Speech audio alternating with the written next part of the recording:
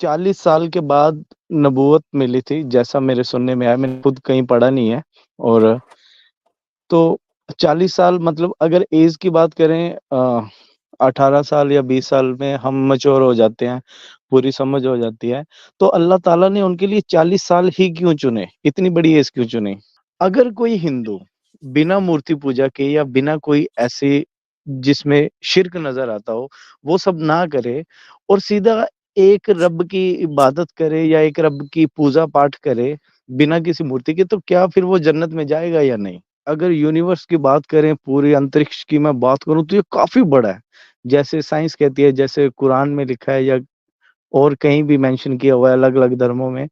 تو اتنا بڑا یونیورس بنانے کی اللہ تعالیٰ کو مطلب کہ کیا ضرورت تھی؟ وہ کیا ثابت کرنا چاہتے تھے یا کیا دکھانا چاہتے تھے؟ کیونکہ ہم ادھر بھی تو ہمیں وہ سب کچھ وہ دے رہے ہیں، ٹھیک ہے، کھانا پانی ایک بات کپڑا بتائیں سب۔ کہ اگر آپ کو یہ کوشچن پتہ نہیں مجھے کرنا چاہیے یا نہیں، لیکن ذہن میں آتا ہے کہ مان لو میں نے جیسے واش روم کیا تو اس کے بعد میں صاف ہو گیا، اس کے بعد میں بالکل کلیئر ہو گیا، لیکن جو واش روم اس کے بعد بھی میری باڈی کے اندر ہے، تو باڈی آلریڈی ناپاک تو چل رہی ہے، کنٹینیو ناپاک چل رہی ہے باڈی۔ وہ صرف باہر آیا اور میں نے اس کو واش کیا، جو مل موتر جو ٹوائلٹ ہے وہ انسان آلریڈی کے میری جسم باڈی کے اندر کچھ ہے کہ غیر اللہ کا پرساد آپ نہیں کھا سکتے، وہ آپ کے لیے حرام ہے۔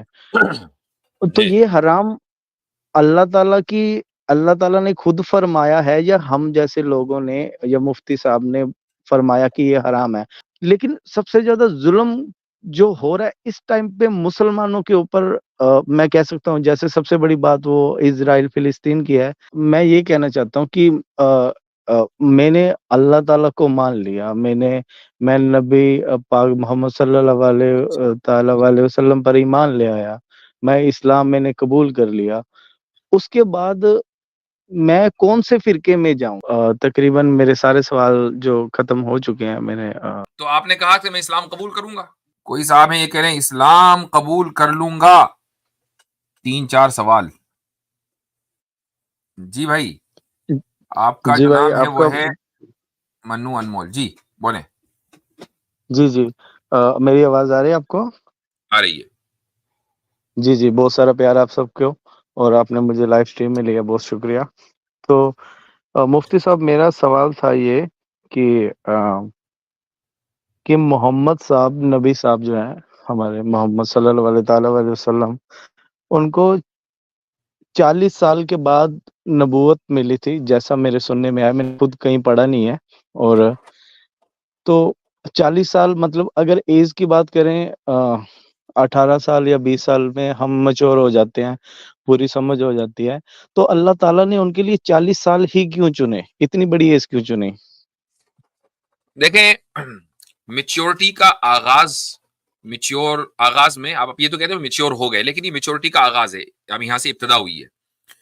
نبوت یا رسالت جو ملتی ہے یہ ایک بہت بڑا منصب ہے، یہ اتنا بڑا منصب ہے کہ اس کی جو ذمہ داری وہ یہ ہے کہ اگر ایک آدمی، مثلا اگر آپ کو میں کہوں کہ for the sake of argument آپ یہ مان لیں کہ اس مرنے کے بعد زندہ ہونا ہے اور اللہ تعالیٰ حساب کرے گا کہ ایمان لے کر آئے تھے یا بغیر ایمان کے مر گئے، اور اس اعتبار سے یہ فیصلہ ہوگا کہ جنت میں جانا ہے یا جہنم میں ہمیشہ ہمیشہ کے لیے جانا ہے۔ اگر میں آپ سے کہوں کہ تھوڑی دیر کے لیے آپ اس کو سچ مان لیجئے، اگر آپ نہیں مانتے ہیں، اور آپ کو یہ پتا ہو کہ اس جنت تک کا راستہ نبی ہی بتائے گا، نبی کے اوپر جو وحی آئے گی اس کے جی ذریعے، تو اب آپ اندازہ لگائیں کہ کتنی بڑی رسپانسبلٹی ہے کہ آپ کی زندگی کا ہمیشہ آپ کو کہاں رہنا ہے، جنت میں جہنم میں، یہ فیصلہ کس بنیاد پر ہوگا کہ وہ جو بندہ ہے کہ جس کے پاس وہی آئی ہے وہ کون ہے۔ تو اب اگر کوئی ہاف میچور یا اس کی میچورٹی کا بھی آغاز ہوا ہے، ایسا بندہ اس رسپانسبلٹی کو صحیح طریقے سے نہیں نبھا سکتا۔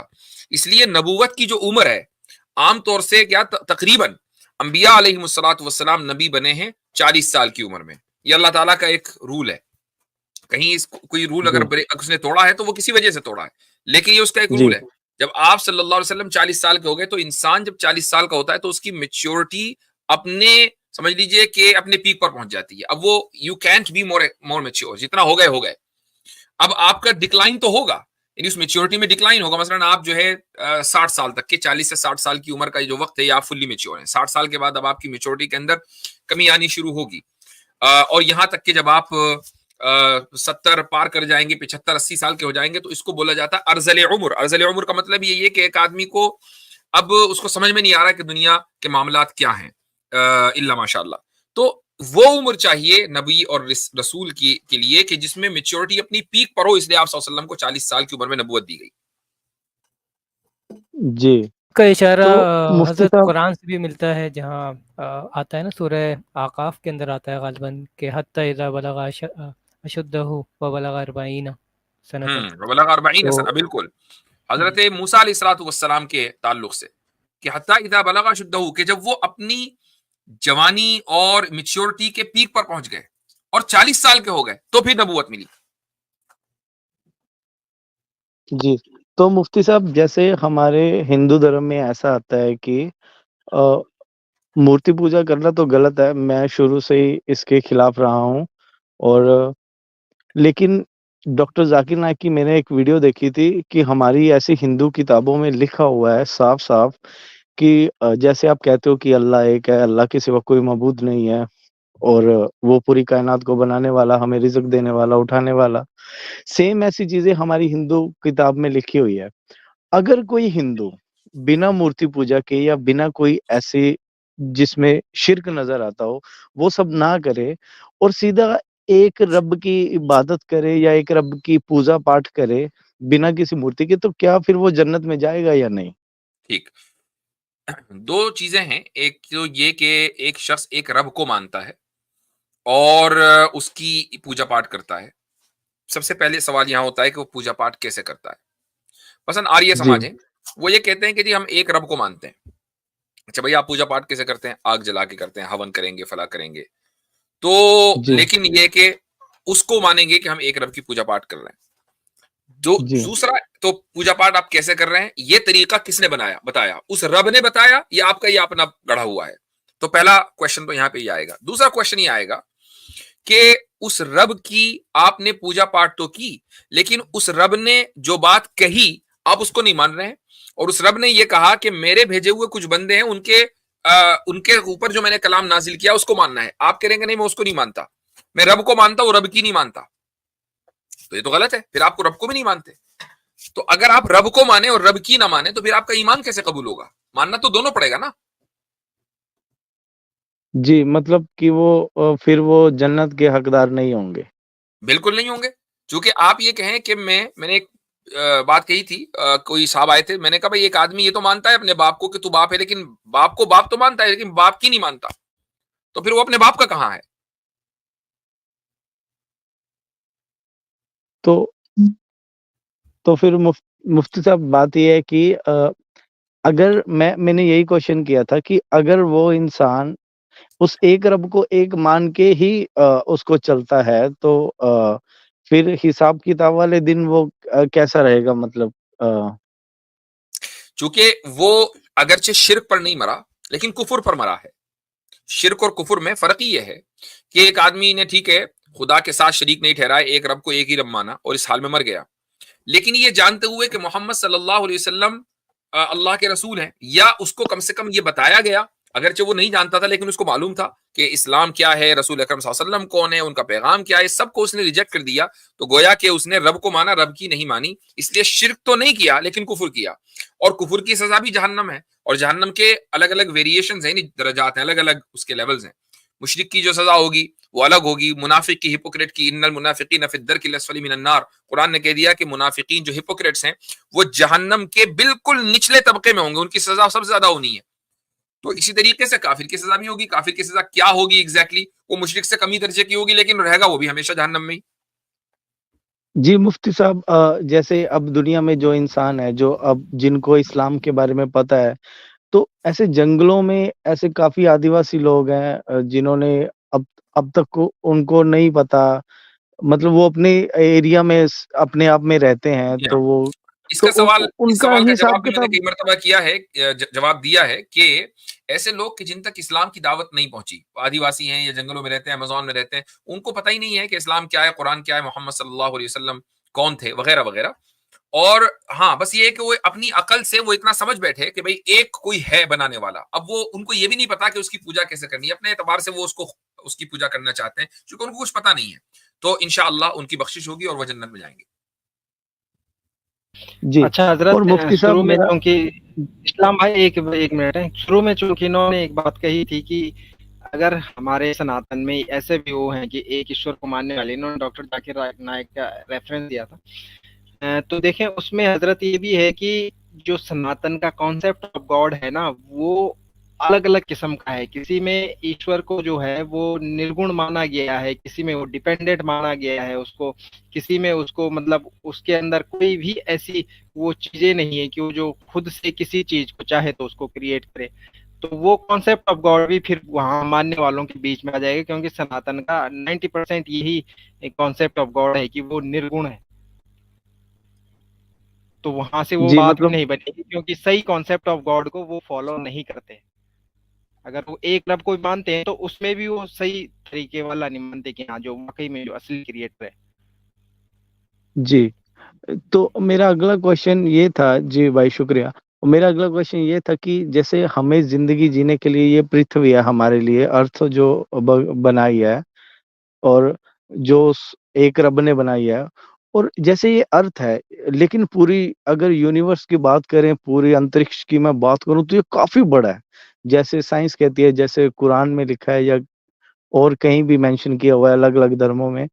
تو اتنا بڑا یونیورس بنانے کی اللہ تعالیٰ کو مطلب کہ کیا ضرورت تھی؟ وہ کیا ثابت کرنا چاہتے تھے یا کیا دکھانا چاہتے تھے؟ کیونکہ ہم ادھر بھی تو ہمیں وہ سب کچھ وہ دے رہے ہیں، ٹھیک ہے. کھانا پانی ایک بات کپڑا بتائیں سب. کہ اگر آپ کو آپ کسی مثلاً ایسی جگہ رہتے ہو جہاں بادشاہ رہتا ہو، کنگ رہتا ہو، اور ظاہر ہے کہ جب وہ بادشاہ ہے تو وہ بہت سے کام کرتا ہے.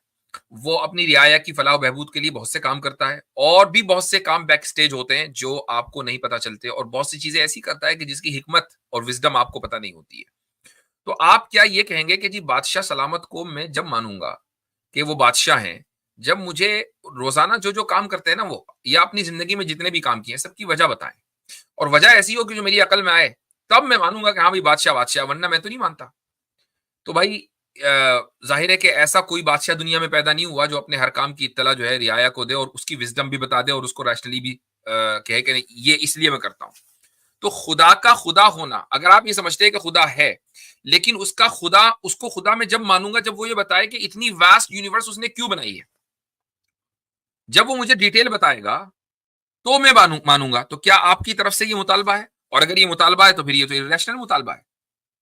آپ نہیں اپنی ہائر اتھارٹی، آپ اپنی نہیں سپریم اتھارٹی کے سپریم جی اتھارٹی کے جی ہر ایکشن کو آپ جب تک اس کی مکمل بیک گراؤنڈ اور اس کو نہ سمجھ لیں تب آپ سپریم اتھارٹی کو سپریم مانیں گے، تو یہ مطالبہ تو غلط ہے.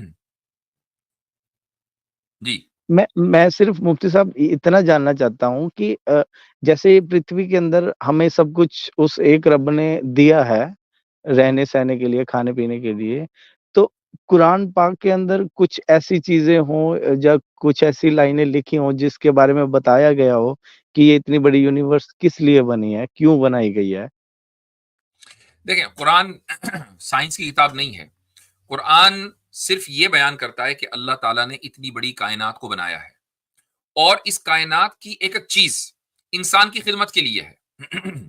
اب آپ یہ کہیں کہ بھائی اتنی بڑی کائنات جو ہے وہ ہم جیسے معمولی جسم والے لوگوں کی خدمت کے لیے کیوں بنائی ہے؟ تو مان لیجیے اگر کائنات نہ ہوتی، صرف یہ سولر سسٹم ہی ہوتا جو آپ کو دکھ رہا ہے، سورج دکھ رہا ہے، تو آپ سورج کا سائز دیکھیں اور اپنا سائز دیکھیں. جب اتنا بڑا سورج آپ کی خدمت میں ہے تو اتنی بڑی کائنات جو سورج کو لیے ہوئے ہے وہ آپ کی خدمت میں کیوں نہیں ہو سکتی؟ اب میں ایک سوال آپ سے کرتا ہوں جو جی آپ سائنس کی بنیاد پر آپ اس کا جواب ڈھونڈ سکتے ہیں. امیجن کریں کہ آپ سولر سسٹم کے باہر جو دوسرا سولر سسٹم ہوگا یا جو کوئی گیلیکسی ہے، مثلا ہماری ملکی وے گیلیکسی ہے، اس کے برابر جی کی جو بھی گیلیکسی ہے آپ اس کو مائنس کر دیجیے، اس کو آپ ہٹا دیں، تو کیا آپ سمجھتے جی ہیں کہ ہماری جو گیلیکسی ہے وہ باقی رہے گی بالکل ایسے ہی جیسے چل رہی ہے؟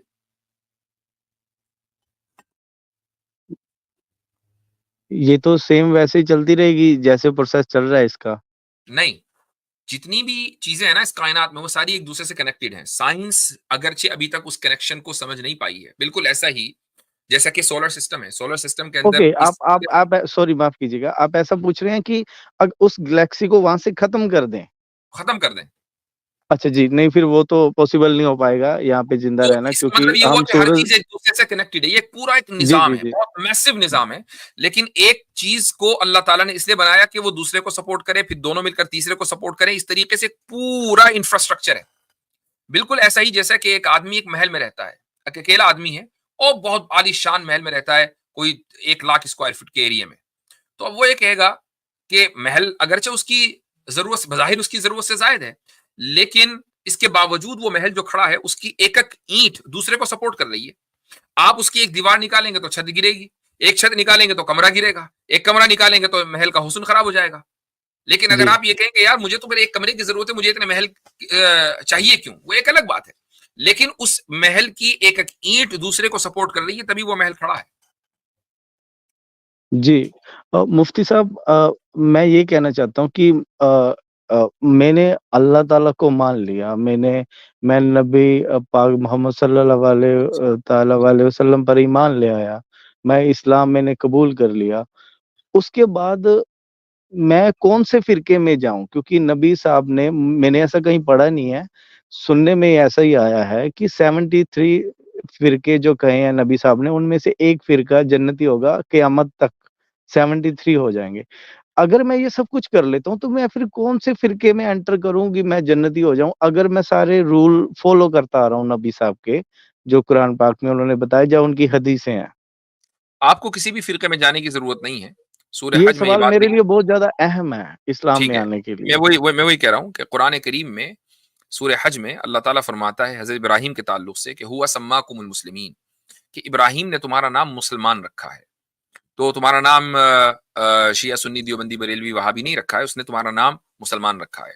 تو آپ کسی فرقے کے کلمہ نہیں پڑھتے, آپ کوئی بھی مثلا کوئی بھی مان لے تھوڑی دیر کے لیے کوئی فرقہ والا ہی ہے, وہ آپ کو اگر اسلام میں داخل کرے تو آپ کو یہ نہیں کہے گا کہ کلمہ پڑھو کہ اللہ کے سوا کوئی معبود نہیں, محمد صلی اللہ علیہ وسلم اللہ کے رسول ہیں, اور فلاں عالم جو ہے جو فرقے کا بانی ہے وہ فلاں فلاں ہے, وہ یہ ہے XYZ ہے. کوئی ایسا کلمہ آپ کو نہیں پڑھاتا. کلمہ یہ ہے کہ اللہ کے سوا کوئی معبود نہیں, رسول اکرم صلی اللہ علیہ وسلم اللہ کے رسول ہیں, اور آپ مسلمان ہو جاتے ہیں. اسلام قبول جی کرنے کے لیے کسی فرقے میں داخل ہونا قطعاً کوئی ضروری نہیں ہے. ہاں, جو چیز ضروری ہے وہ یہ کہ آپ کی جو زندگی ہے وہ قرآن کے مطابق ہو اور رسول اکرم صلی اللہ علیہ وسلم کی سنت کے مطابق ہو. ٹھیک ہے, جی اگر آپ اس جی کو فرقہ کہتے ہیں, رسول اکرم صلی اللہ علیہ وسلم نے فرمایا کہ وہ جو فرقہ نجات پائے گا وہ ہے ما انا علیہ و اصحابی, کہ وہ فرقہ کہ جس پر, فرقہ نہیں بلکہ وہ راستہ کہ جس پر میں ہوں اور میرے صحابہ ہیں, قرآن و سنت کا راستہ. اگر اس راستے سے کوئی ہٹا ہوا ہے تو وہ فرقہ ناجیہ نہیں, یعنی وہ سیوڈ سیکٹ نہیں ہے. ظاہر ہے کہ اس کو سزا ملے گی, لیکن وہ سزا ہمیشہ ہمیشہ کی جہنم نہیں ہوگی, بلکہ چونکہ وہ بھی مسلمان ہے تو ہو سکتا ہے کہ اللہ تعالیٰ اس کو سزا دے, اس کے خیالات کی وجہ سے ان لوگوں کو کچھ دن کے لیے سزا دے اور اس کے بعد ان کو جنت میں بھیج دے. لیکن اصل جو چیز ہے وہ یہ ہے کہ آپ یہ نیت کریں کہ میں اسلام میں داخل ہونے کے بعد جس چیز کو مانوں گا وہ ہے ڈائریکٹ قرآن اور سنت. قرآن اور سنت کے اوپر مجھے چلنا ہے, اس کے علاوہ مجھے کسی اور چیز کے اوپر نہیں چلنا. جی, جیسے یہ کہتے ہیں کہ 4 امام جیسے تھے اسلام میں, نبی پاک کے جو چاروں حدیثیں لکھنے. امام میں کوئی بھی فرقہ نہیں ہے, یعنی کوئی ایک امام بھی دوسرے کو غلط نہیں کہتا کہ بھائی اس کے پیچھے اگر نماز پڑھی تو نماز نہیں ہوگی. مثلا 4 اسکولز آف تھاٹ ہیں, حنفی, شافعی, حنبلی اور مالکی. تو اب شافعی یہ نہیں کہے گا کہ اگر حنفی کے پیچھے نماز پڑھ لی تو نماز نہیں ہوگی. حنفی یہ نہیں کہتا کہ مالکی کے پیچھے نماز پڑھ لی. ہم لوگ حج پہ جاتے ہیں, عمرے پہ جاتے ہیں, وہاں سارے جو امام حرم میں موجود ہیں مکہ اور مدینہ میں, وہ سارے کے سارے حنبلی ہیں. ہم نماز انہی کے پیچھے پڑھتے ہیں. ایک عالم بھی یہ نہیں کہتا کہ بھائی حنفی ہونا چاہیے. حنفی عالم یہ نہیں کہتا یا کہ ان کے پیچھے نماز نہیں ہونی چاہیے, نماز نہیں ہوگی. نماز ہمیں اتنا ہی ثواب ملتا ہے کہ جتنا ثواب وہاں حنبلیوں کو ملتا ہے. تو کہنے کا مقصد یہ ہے کہ ہاں, اگر کوئی آدمی یہ کہہ رہا ہے کہ بھائی نہیں فلاں مسلمان کے پیچھے نماز نہ پڑھو, فلاں آدمی کے پیچھے نماز نہ پڑھو, تو وہ ظاہر ہے کہ آپ کو توڑنا چاہتا ہے. لیکن جو لوگ جوڑنے کی بات کر رہے ہیں تو آپ ان کے طریقے پر چلیں, وہی قرآن و سنت کے راستے پر ہیں. مفتی صاحب بڑا زبردست پوائنٹ ایڈ کیا. میں یہاں پہ بھائی ایک اور چیز ایڈ کرنا چاہ رہا ہوں. جب اپنے فرقے کے حوالے سے سوال کیا تو میرے ذہن میں یہ بات آئی تھی, یہ 4 جو ہے اسکول آف تھاٹ سے ان کا نام آئے گا، شاید ان کا نام آپ لیں گے، اور ایسا ہی ہوا ہے۔ اس کی وجہ یہ ہے آپ نے جو حدیث کوٹ کی ہے، سب سے پہلے آپ کو یہ پتہ ہونا چاہیے کہ بھئی وہ حدیث آج کے دور میں اپلیکیبل ہے یا نہیں ہے۔ آپ کو کیسے پتہ چلا کہ آج کے دور میں 73 فرقے بن گئے ہیں؟ یہ اپنی ایزمپشن ہے آپ کی۔ دوسرا یہ ہے کہ کچھ مسائل ایسے ہوتے ہیں، جس طرح مفتی صاحب نے کہا کہ کوئی فروعی مسائل ہوتے ہیں، یعنی کہ بہت ہی ڈفرینس آف اوپینینز ہوتے ہیں، جس کے تحت جس طرح مفتی صاحب نے سمجھایا کہ بھئی ایک اسکول آف تھاٹ ایک جو ہے نا وہ رولنگ فالو کرتا ہے، دوسرا اسکول آف تھاٹ دوسری رولنگ فالو کرتا ہے، وہ ڈفرینس آف اوپینینز ہوتے ہیں، وہ بھی صحیح مانتے ہیں دوسرے والے، اور دوسرے والے ہمیں بھی ٹھیک مانتے ہیں اگر ہم کوئی اسکول آف تھاٹ فالو کر رہے ہیں۔ مسئلہ یہ ہے کہ ہمارے انڈیا، پاکستان اور بنگلہ دیش اور جو لوگ یہاں سے جاتے ہیں سعودی عربیہ وغیرہ، ان کے پاس فراغت اتنی ہوتی ہے کہ وہ ان ڈفرینس آف اوپینینس کو ایک فرقہ بنا کے جو ہے نا وہ ظاہر کرتے ہیں، وہ کہتے ہیں ہم ٹھیک ہیں، بس باقی ساری دنیا غلط ہے۔ تو اس چیز کے اوپر زیادہ فوکس نہ کریں، جو بات مفتی صاحب نے سمجھائی ہے میرے خیال سے that's enough to be understood انشاءاللہ۔ جی ہاں، جی تو ایک مان لیجیے آپ اسلام قبول کرنے کے بعد حنفی نہیں شافی بننا چاہتے ہیں، شافی بن جائے، کوئی مسئلہ نہیں ہے۔ تو مفتی صاحب شکریہ، ایک چھوٹا سا کوشچن تھا جو میں کر دوں تو بڑھیا رہے گا۔ تو جی وہ یہ ہے کہ جیسے نماز پڑھنے کے لیے جیسے ہمارے منہ ہاتھ دھونا ایسا کہتے ہیں، اور اپنا ہاتھ منہ دھونا، نہا لینا، تو نماز پڑھنے کے لیے بھی جیسے مسلم بھائی، جب میں ویڈیوز دیکھتا ہوں، پاک صاف ہونا جسے وہ بنانا کہتے ہیں، وضو، جی جی جی، وضو بنانا، اور وہ کہتے ہیں کہ اپنے باڈی کو پورا صاف کر لینا، اور جو ناپاکی ہے، جو لیٹرنگ باتھ روم ٹوائلٹ وغیرہ ہیں، وہ صاف ہو جائے۔ اب یہ کوشچن پتہ نہیں مجھے کرنا چاہیے یا نہیں، لیکن ذہن میں آتا ہے کہ مان لو میں نے جیسے واش روم کیا تو اس کے بعد میں صاف ہو گیا، اس کے بعد میں بالکل کلیئر ہو گیا، لیکن جو واش روم اس کے بعد بھی میری باڈی کے اندر ہے، تو باڈی آلریڈی ناپاک تو چل رہی ہے، کنٹینیو ناپاک چل رہی ہے باڈی، وہ صرف باہر آیا اور میں نے اس کو واش کیا، جو مل موتر جو ٹوائلٹ ہے وہ انسان آلریڈی کے میری جسم باڈی میں۔ کے اندر کچھ ہے۔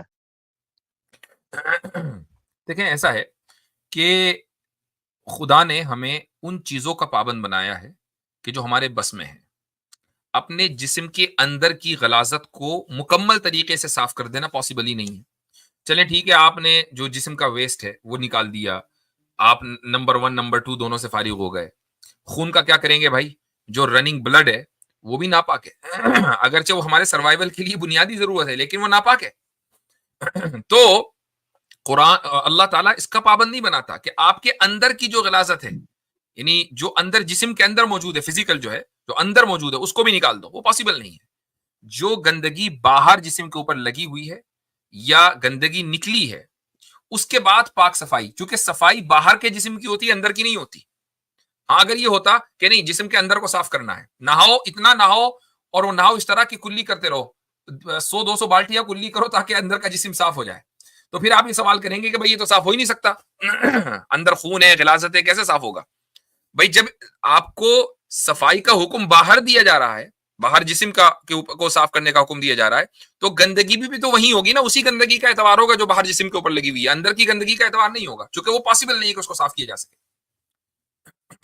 اور وہ جی اندر کی مفتی گندگی صاحب، بھی جب جسم سے باہر آتی ہے تو اس کو بھی صاف کرنے کا حکم ہے، جیسے خون وغیرہ۔ رائٹ جی، اور مفتی جی صاحب جیسے غیر اللہ کا پرساد لینا، یا ان کے یہاں غیر اللہ کی، جیسے اسلام میں ایسا کہا جاتا ہے کہ غیر اللہ کا پرساد آپ نہیں کھا سکتے، وہ آپ کے لیے حرام ہے، تو جی یہ حرام اللہ تعالیٰ نے خود فرمایا ہے، یا ہم جیسے لوگوں نے یا مفتی صاحب نے فرمایا کہ یہ حرام ہے؟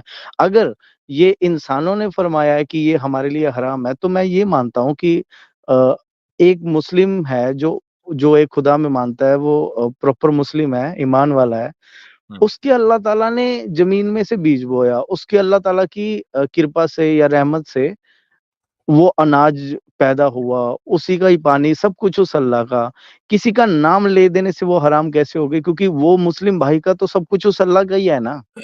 جی ہاں، اچھا سوال ہے۔ آپ کا پہلا سوال یہ تھا کہ یہ کس نے کہا؟ یہ اللہ تعالیٰ نے خود کہا ہے۔ اللہ تعالیٰ فرماتا ہے کہ وَلَا تَأْكُلُوا مِمَّا لَمْ يُذْكَرِ اسْمُ اللَّهِ عَلَيْهِ وَإِنَّهُ لَفِسْقٌ۔ سورہ انعام میں یہ کہتا ہے کہ وہ مت کھاؤ کہ جس پر اللہ کا نام نہیں لیا گیا، یہ ٹرانسگریشن ہے، یہ گناہ ہے، وَإِنَّهُ لَفِسْقٌ۔ اچھا اس میں اب آ جائیں پرساد وغیرہ کے اوپر اور جو غیر اللہ کے نام کے اوپر جو چڑھاوے چڑھائے جاتے ہیں، وہ کیوں چڑھائے جاتے ہیں؟ پرساد کیوں چڑھایا گیا؟ پرساد اس لیے چڑھایا گیا نا کہ بت کو رسپیکٹ کی گئی، چڑھایا گیا بت کی رسپیکٹ کے لیے، رائٹ؟ تو جی جی جب بت کا کوئی پوزیشن اسلام میں ہے ہی نہیں، بت پرستی حرام ہے، بت رکھنا حرام ہے، یہ آئیڈیالوجی غلط ہے، تو اس چیز سے ایسوسیٹڈ جو بھی چیزوں کی وہ غلط ہوگی، انکلوڈنگ پرساد۔ قرآن کریم میں ایک آیت ہے کہ ما جعل اللہ من بحیرۃ ولا سائبۃ ولا وصیلۃ ولا حام ولکن الذین کفروا یفترون علی اللہ الکذب واکثرهم لا یعقلون، سورہ مائدہ میں۔ اس میں اللہ تعالیٰ فرماتا ہے کہ جو مکہ کا دور تھا تو اس زمانے میں، جاہلیت کے دور میں، لوگ جانوروں کو کسی کا کان کاٹ کے چھوڑ دیا کرتے تھے۔ جیسے آج آپ کل دیکھتے ہیں انڈیا میں بیلوں کو اور گایوں کو چھوڑ دیا جاتا ہے اور ان کو ہولی اور سیکرٹ تصور کیا جاتا ہے۔ بہت سے بیل اور گائے لوگوں کے شو رومز اور دکانوں کے اندر چلے جاتے ہیں اور لوگ کچھ نہیں کہتے کہ بھئی یہ بھگوان کے روپ ہیں۔ تو اللہ تعالیٰ یہ فرما رہا ہے کہ اللہ تعالیٰ نے ایسا کوئی حکم نہیں دیا، وَلَكِنَّ الَّذِينَ كَفَرُوا يَفْتَرُونَ عَلَى اللَّهِ الْكَذِبَ، یہ جھوٹ ہے جو اللہ تعالیٰ کے اوپر یہ لوگ باندھتے ہیں۔ تو اس سے یہ ثابت ہوا کہ اگر آپ پرساد کھا رہے ہیں تو یہ وہ کھانا ہے کہ جو بت کی تعظیم کے لیے، اس کو آنر اور رسپیکٹ کے لیے چڑھایا گیا تھا، اور بت کی کوئی تعظیم اسلام میں نہیں ہے۔ جی جی مفتی صاحب، ایک میں سوال ہے وہ مسلم بھائیوں کے میرے بھائی لیے اب ہے سوال۔ کافی آپ نے 3-4 سوال کی بات کی تھی، کافی تاخیر ہو گئی ہے۔ چھوٹا سا جی سوال ہے، جی اور کیونکہ میں آپ جو بھی آنسر دے رہے ہیں میں اس میں سے کوئی کوشچن نکال نہیں رہا، کیونکہ میں سامنے والے کی بات کو سمجھتا ہوں۔ ٹھیک۔ اور جی، اور یہ سوال ہے کہ اللہ تعالیٰ ہی مطلب یہ کہہ سکتے ہیں کہ ایک ہی خدا ہے، ایک ہی رب ہے جس کی عبادت سب کرتے ہیں، اور مسلم ہی ہے جو پرفیکٹ اللہ تعالیٰ کے قریب ہیں، باقی سب غیر مسلم ہیں، وہ جہنمی ہیں۔ لیکن مسلم اپنی نماز پڑھتے ہیں، اپنی اس رب کی عبادت کرتے ہیں، پھر بھی میں اگر دیکھتا ہوں ایک انسانیت کے ناطے، ایسا نہیں مجھے دکھ ہوئے، چاہے وہ ہندو ہے، چاہے وہ سکھ ہے، چاہے عیسائی ہے، چاہے مسلم ہے، کسی کے اوپر غلط ہو رہا ہے تو وہ مجھے دکھ ہوگا۔ اور لیکن ابھی بھی میں دیکھتا ہوں، کیونکہ میں سوشل میڈیا پہ اسلامک ویڈیوز دیکھتا رہتا ہوں، آپ کی اس ٹیم میں دیکھتا رہتا ہوں، لیکن سب سے زیادہ ظلم جو ہو رہا ہے اس ٹائم پہ مسلمانوں کے اوپر، میں کہہ سکتا ہوں جیسے سب سے بڑی بات وہ اسرائیل فلسطین کی ہے۔ ابھی بھی ہمارے انڈیا میں جو میں ہندو ہوں نہیں، مطلب پیدا ہوا ہوں یہ کہہ سکتے ہو، تو میرے کو بڑا لگتا ہے کہ انسانیت نہیں، آپ کا کے نام سوال یہ پہ ہے نا کہ بھئی مسلمان اگر اللہ تعالیٰ کے قریب ہے تو ان پر ظلم کیوں ہو رہا ہے؟ بہت زیادہ، مطلب کہ ہاں یہی 100% یہی کوشچن ہے میرا۔ دیکھیں صرف حضرت کسی کے کہہ دینے سے کہ جی میں مسلمان ہوں وہ اللہ تعالیٰ کے قریب نہیں ہو جاتا۔ ہاں، سارا مسئلہ یہ ہے کہ اس پوری امت مسلمہ میں، یعنی پوری جو مسلمانوں کی تعداد ہے اس میں اسلام کے اوپر عمل کرنے والے کتنے ہیں؟ اسلام کے اوپر عمل کرنے والے مشکل سے 2% بھی نہیں ہوں۔ تو اگر یہ بات ہے تو پھر ظاہر ہے کہ ظلم تو ہوگا، چونکہ اگر آپ کے پاس کوئی ایسا نظام ہے کہ جو نظام آپ کو ظلم سے بچا سکتا ہے بلکہ دنیا کو ظلم سے پاک کر سکتا ہے، اس نظام کو آپ الماری میں رکھ دیں اور اس کو لپیٹ کے رکھ دیں اور اس کو اپنی زندگی میں نہ لے کر آئیں، تو پھر یہ نہیں کہا جائے گا کہ بھئی ظلم کیوں ہو رہا ہے بھائی ہمارے اوپر، تو ظلم تو ہوگا۔ اس نظام کو تو آپ نے چھوڑ دیا۔ ایک مثال دے دیتا ہوں، مثلا اگر آپ یہ کہیں کہ امریکہ اس وقت سپر پاور ہے، کیوں سپر پاور ہے؟ بھائی اس کے پاس زبردست کمپنیاں ہیں، billions of trillions of dollars ہیں، زبردست آرمی ہے، ویپنز ہیں، یہ ساری چیزیں ہیں۔ حضرت اب کوئی امریکہ کا پریزیڈنٹ آئے اور وہ ان ساری چیزوں کو، عاطف بھائی ذرا سا میوٹ کر لیجیے، میوٹ کر لیجیے عاطف بھائی، تو وہ سارے چیزوں کو میوٹ کر کے رکھ، ساری چیزوں کو میوٹ کی صحیح میں آ رہا ہے، ساری چیزوں کو لپیٹ کر رکھ دے، بلکہ بات سے یہ میوٹ کر دے، اپنی آرمی کو میوٹ کر دے، اپنے نظام کو میوٹ کر دے، کمپنیوں کو ختم کر دے، ہر چیز کو ختم کر دے وہ، اور کہ بھائی ہمارے اوپر پتہ نہیں کیوں میکسیکو چڑھائی کر رہا ہے، پتہ نہیں کیوں کینیڈا نے ہماری جو ہے بینڈ بجا رکھی ہے، تو پھر وہ obviously بات ہے کہ وہ شکایت اگر کرے گا بھی تو اس کی شکایت حق بجانب نہیں ہوگی۔ بھائی تمہارے پاس پورا نظام ہے جس کے ذریعے تم چودھری بنے ہوئے تھے اور آئندہ بھی بن سکتے ہو، تو تم نے اس کو ہٹا کیوں دیا؟ تو اللہ تعالیٰ نے مسلمانوں کو ایک نظام دیا ہے۔ یہ تو امریکہ کی مثال تو ایک نیگیٹو مثال ہے، میں ایک پازیٹو مثال دے رہا ہوں کہ وہ نظام ایسا ہے کہ جس سے نہ صرف یہ کہ آپ ظلم سے بچیں گے بلکہ ظالم کا ہاتھ روکیں گے، اور ظالم کا ہاتھ ظلم سے روکیں گے, دنیا کو ظلم سے پاک کریں گے اور انصاف اس دنیا کے اندر بھریں گے. تو جب یہ نظام آپ کے پاس ہے اور اس پر عمل کرنے والے 2% بھی نہیں ہے, تو پھر اگر آپ یہ دیکھتے ہیں کہ مسلمانوں پر ظلم ہو رہا ہے تو اس میں ان کی یہ غلطی تو ہے.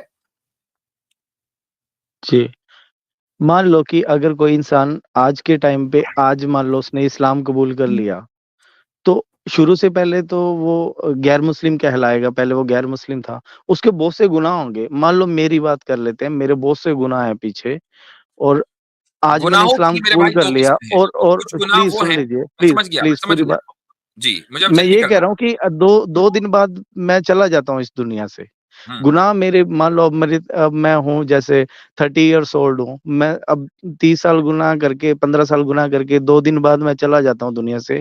آج اسلام قبول کر لیا تو میرے گناہ تو بہت زیادہ ہوں گے, اور نیکیاں اگر میں نے کی ہوں گی تو 2 دن کی. ٹھیک, تو اس کا جواب میں دے رہا تھا, میں آپ کا سوال سمجھ گیا تھا. گناہ 2 طرح کے ہیں. ایک گناہ وہ ہیں کہ جن کو آپ کہہ سکتے ہیں کہ violation of the rights of God, خدا کے حقوق کی خلاف ورزی, اس کی عبادت نہیں کی, جھوٹ بولا, زنا کیا وغیرہ وغیرہ. کچھ گناہ وہ ہیں کہ جو بندوں کے حقوق سے متعلق ہیں.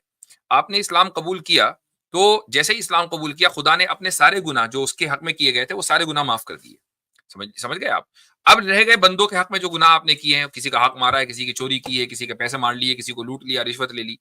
یہ ساری چیزیں ایسی ہیں کہ جو پھر اب آپ کی ذمہ داری ہے کہ آپ ان حقوق کو, اگر آپ کو یاد آ رہا ہے کہ یار میں نے فلاں جگہ چوری کی تھی, واپس کرو. فلاں آدمی سے مال لے لیا تھا زبردستی, اس کو واپس کرو. کوئی مالی حق ہے وہ واپس کر دیا جائے. تو یہ سمجھ لیجئے کہ تب آپ جو ہے وہ مکمل کلین ہوں گے. اب اگر آپ یہ کہیں کہ یار میرے گناہ تو 20 سال کے تھے یا 40 سال کے تھے اور میں نے جو ہے اسلام قبول کیا اور 2 دن میں آگے چلا گیا, تو میرے تو سارا یہ تو زبردست ہے. بالکل ایسا ہی ہے. اس کی وجہ یہ ہے, اس کو ایک مثال سے میں آپ کو سمجھاتا ہوں. امیجن کریں کہ جی آپ 20 سال کے ہیں اور 20 سال تک آپ نے اپنے گھر میں پرورش پائی. آپ غریب, مثلا for the sake of argument, ایک غریب گھرانے میں آپ پیدا ہوئے, آپ کے پاس کھانے کو نہیں تھا وغیرہ وغیرہ. آپ کے کوئی رائٹس ایسے نہیں تھے, بس جو سب کو ملتے ہیں وہ آپ کو ملے, اور ایک غربت والی زندگی آپ نے گزاری. اور پھر ہوا یہ کہ آپ کا آرمی میں سلیکشن ہو گیا, اور 2 دن کے بعد آپ جنگ میں شہید بھی ہو گئے, یا آپ ویسے ہی اپنی موت مر گئے. تو یہ جو آرمی میں سلیکشن ہونے کے 2 دن کے بعد آپ کی موت آئی ہے, تو لوگ یہ نہیں کہیں گے کہ یار یہ 20 سال تک تو سویلین رہا, 2 دن میں آرمی میں آیا, اور اس کو آرمی کا پروٹوکول کیوں دیں ہم؟ پروٹوکول تو ملے گا, چاہے آپ 2 دن پرانے ہو آرمی میں, کہ 100 دن پرانے ہو. جی تو اسلام میں داخل ہونے کے بعد پہلا پروٹوکول یہ ہے کہ آپ کے سارے گناہ پرانے ہیں, معاف ہیں. جب آپ سویلین تھے وہ سارے گناہ معاف.